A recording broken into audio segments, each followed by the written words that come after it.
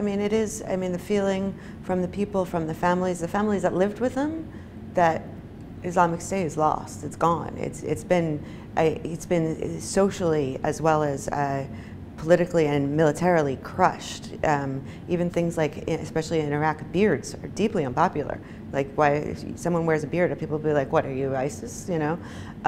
But at the same time, the ideology that allowed the Islamic State to gain power, the idea of a perfect Islamic place, a place where everyone was religious, believed in God, and took care of each other, you know, the main tenets of any religion being kindness and stuff like that, that still exists. This idea of a paradise is, there's a lot of cynicism about that right now because so much suffering has come from Islamic State's takeover. But the idea that there could one day be a perfect Muslim country is never going to go away, I don't think. So, and extremism is not going to go away as long as there's, you know, vast inequality in the region.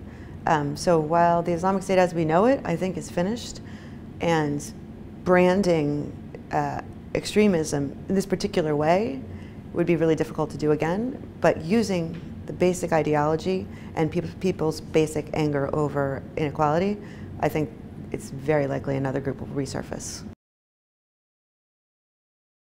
As the common enemy, ISIS, goes away, they leave a huge void.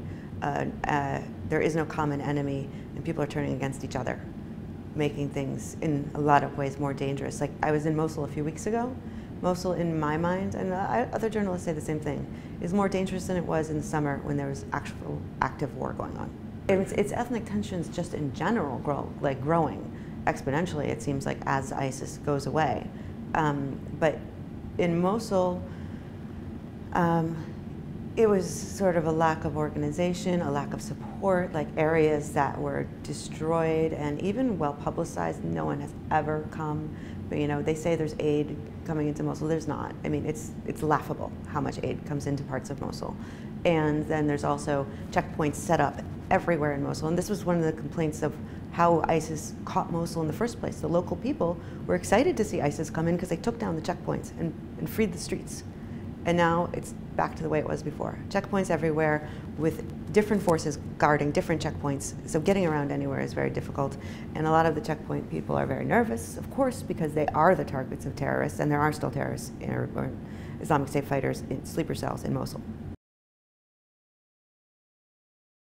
Families are, that I know personally, scattered across Iraq and Syria in just an unbelievable amount of refugee camps.